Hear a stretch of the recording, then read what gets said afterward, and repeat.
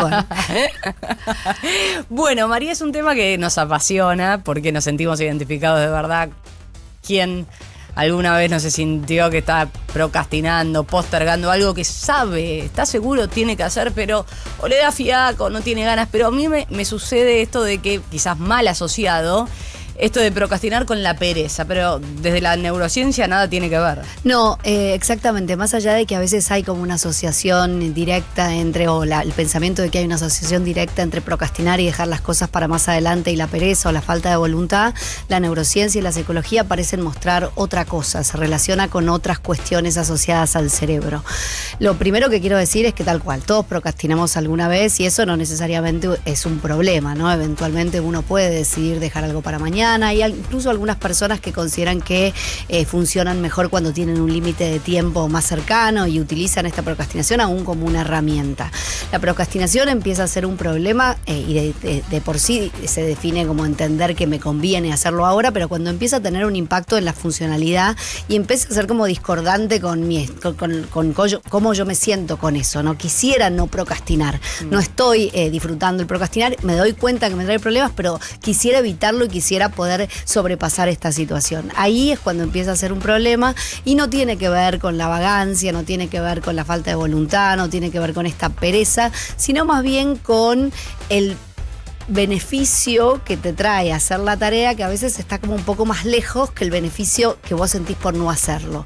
Hay una cosa que cuando preparaba la columna me pareció importante decir, es que en general no es que procrastinamos o dejamos algo para más adelante para no hacer nada. En general lo cambiamos por una actividad que nos cuesta menos. Que es decir, nos dé más placer hoy. No escribo la charla, no preparo la columna porque estoy, no sé, mirando la tele. A mí me pasa mucho que por ahí me propongo, voy a lavar ropa, ¿no? Entonces me voy al sector del lavadero, y me cuelgo y agarro el celular y empiezo a scrollear y no me acordé qué vine a hacer. Digo, y por ahí me voy y no lo hice. Los mecanismos que pueden explicar la procrastinación son muchísimos y uno es ese que vos decís, que es como esta dificultad de, por un lado, sostener en la mente aquello que estoy haciendo, voy a buscar algo en la heladera, voy a hacer algo y se me cruzó otra cosa y me fui atrás de eso que se me cruzó, y también con esta cuestión de, bueno, cualquier cosa me viene bien para no hacer esto que me da cierta, como que también, sí, pero verdad, no tiene que ver con la pereza, sino tiene que ver con, bueno, nada, prefiero, en general procrastinamos con cuestiones o que nos parecen muy difíciles o que nos incomodan, ¿no? Claro. Típica, qué sé yo, estaba pensando un ejemplo personal para dar, y tengo uno que es tremendo, que yo cambié de telefonía, del plan de telefonía móvil, de empresa de telefonía móvil, ya hace como un año y medio, y tenía como el internet de casa, más los teléfonos de la familia, no sé, cambié y me quedó uno que me seguían debitando. Y me seguían debitando y ya no podía, no sé por qué no podía sacarlo desde el banco, entonces tenía que llamar. Y la incomodidad de estar media hora con el teléfono, esa incomodidad que me generaba, o el aburrimiento que me generaba, o el tiempo que tenía que perder, me pesaba más que el beneficio que iba a obtener, digo, por supuesto, acumulado en el tiempo, si finalmente lo daba de baja, ¿no? Sí, entonces, uno lo termina haciendo cuando ya no queda otra, ¿viste? cuando ya no te queda otra, cuando ya, bueno, algún día te dio bronca y te vas a cuenta. De hecho, lo que me pasó es que venía, como te digo, procrastinándolo al llamado, y cuando me aumentaron encima el débito automático, porque se ve ahí que dijiste, bueno, ya está, y ahí llamo, ¿no? La señal que tengo que llamar, ¿viste? Exactamente. Entonces siempre hay que entender que una de las cosas que suele pasar es que hay una incomodidad, un aburrimiento, o la tarea nos parece demasiado difícil y metemos otra que nos da un poquito más de placer o que nos permite, ¿no?, dejar eso para más adelante. Te voy a plantear otra típica. Empiezo la dieta el lunes. En marzo arranco. Sí, empiezo ¿Por el qué gimnasio el creemos lunes? que dividir esto en bloques o la creencia de que iniciar otro ciclo nos va a dar algo que... otro superpoder que no tenemos? Eso sí, definitivamente es como que al cerebro le gusta categorizar las cosas, pero no cambia nada entre el lunes. Es verdad que a veces no es bueno empezar un nuevo hábito cuando estás complicado en el contexto. Si vos sabés que el sábado y el domingo vas a ir a 2 cumpleaños donde la gente va a estar, digo, no podés elegir el menú, donde, bueno, y quizás está bueno empezarlo el lunes, pero esto del 2020, ahora sería el 2027, seguro que no. Digo, sí hay que buscar contextos que sean favorables y que no nos tienten, porque en general lo que hace hace que vos lo pases para adelante es que te genera este beneficio inmediato no hacerlo. Había una torta en un lugar donde yo iba a comer que se llamaba Empiezo el lunes directamente. Así sí, una torta llena de chocolate, etcétera. Pero bueno, es algo que nos sucede mucho. La culpa también juega ahí. Uy, desde ya. Pasa mucho en estudiantes, por ejemplo. Estuve buscando algunos números y más o menos entre el 70 y el 90% de los estudiantes dicen que procrastinan más de lo que quisieran. En adultos que ya terminaron su educación, más o menos el 20-25% de los adultos se define como procrastinadores con esto de tener un impacto funcional. No es me pasa eventualmente o me pasa con esta cuestión en particular, sino me siento un procrastinador y siento que esto está impactando en mi manera de hacer las cosas de manera efectiva, ¿no? A nivel cerebral, obviamente es difícil definir conductas tan complejas, pero se supone que hay como una batalla entre la parte más emocional y del placer y la parte de la razón o de la conveniencia o de cuál sería la estrategia o el resultado más adecuado, ¿no? Esto, sé que quizás me conviene, nada, fumarme estos 15 minutos hablando con la operadora o hablando con el banco para que me baje el débito, que estar mirando el scroll de Instagram, pero bueno, me gana el que no tengo ganas de hacer esto y tengo más ganas de hacer esto otro, ¿no? Nos desacostumbramos también a tolerar esto que vos decías, el aburrimiento, la tarea difícil, es como que le evitamos. Sí, le evitamos y no estamos acostumbrados a no hacer nada. Sé que estuvo Teresa Torralba hablando de ese tema. Te mando un beso grande. Sí, la quiero yo, Tere, una genia total. Pero bueno, sí, no estamos acostumbrados a no hacer nada. Entonces, esto, como digo, es algo muy frecuente, puede darse inclusive dentro de un funcionamiento normal. El problema es cuando nos empieza a impactar, pasa más en personas más jóvenes o en estudiantes que en personas adultas que ya han terminado su cuestión educativa, pero también, como te digo, es frecuente, ¿no? ¿Qué cosas podemos hacer? Porque al fin y al cabo yo vengo acá no solo a dar información para conocer más acerca de nuestro cerebro, sino también para dar algún consejo que les pueda servir a las personas en la vida cotidiana, ¿no? Entonces, primero tratar de identificar si procrastinamos siempre con alguna misma cosa o en algún mismo contexto. Por ejemplo, hay personas que procrastinan mucho a la noche, que procrastinan el irse a dormir. No sé si les pasa. A mí me pasa también. Presente. Sé que es la hora, sé que me conviene, sé que lo que estoy haciendo. Procrastinadora del sueño.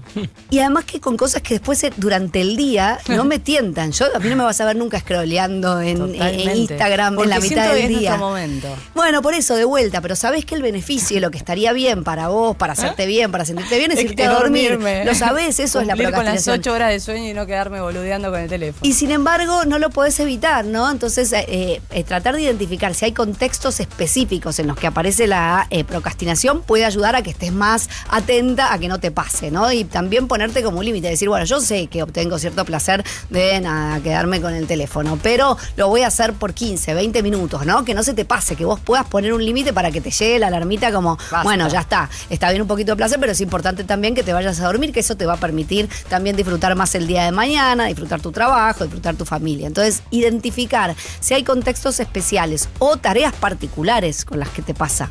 Yo me doy cuenta que cuando la tarea me resulta engorrosa, que tengo que llamar, que tengo que estar conectada, que sé que me van a poner la musiquita, es como, no lo puedo encarar, ¿no? Entonces, también estar más preparado o inclusive pedir ayuda, ¿no? Delegar, si no. Sí, exacto, delegar, decir, che, gorda, yo amiga, Gordi, ¿me escuchás la musiquita y cuando te atiendan me pasás el teléfono? Que quizás, viste, nada, porque sé que si no lo evito demasiado.